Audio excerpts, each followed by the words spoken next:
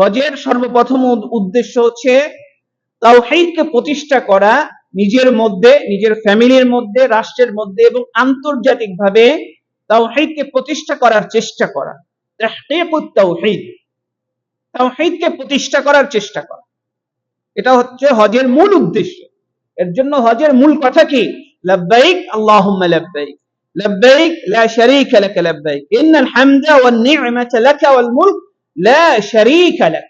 এর জন্য হজের মূল উদ্দেশ্য হচ্ছে সকল প্রকার শিরক এবং বিদআত থেকে দূরে থাকা।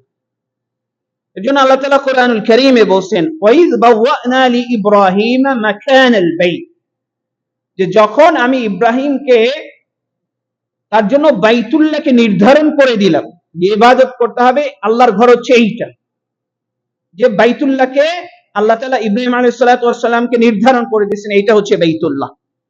তারপরে আল্লাহ তাআলা কি বলছেন, যে নির্ধারণ করে দেওয়ার পরে বলছেন যে ওয়াইয বাওয়া'না লি ইব্রাহিমা মাকানাল বাইত আল্লা তুশরিক বিহি শাইআ, আল্লাহর সাথে সামান্য পরিমাণ শিরক করা যাবে না।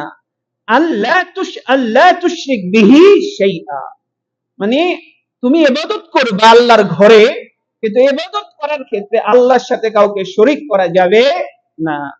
ওয়া তাহহির বাইতিয়া বিত্তাইফিনা ওয়াল কাইমিনা ওয়ার রুকআইস সুজুদ, এবং এই বাইতুল্লাহকে পুত পবিত্র রাখবা তাওয়াফকারীদের জন্য। তাওয়াফ করতে আসবে যারা, উমরা করতে আসে তাওয়াফ করবে, হজ করতে আসে তাওয়াফ করবে, এদের জন্য বাইতুল্লাহকে পরিষ্কার পরিচ্ছন্ন পবিত্র রাখবা। এবং ওয়াল কাইমিন ওয়ার রুকআইস সুজুদ, এবং নামাজীদের জন্য, যারা এই জায়গায় নামাজ পড়তে আসবে তাদের জন্য এই বাইতুল্লাহকে তোমার পরিষ্কার পরিচ্ছন্ন করে রাখবা। এই আদেশ আল্লাহ ইব্রাহিম আলাইহিস সালাতু ওয়াস সালামকে দিয়েছেন।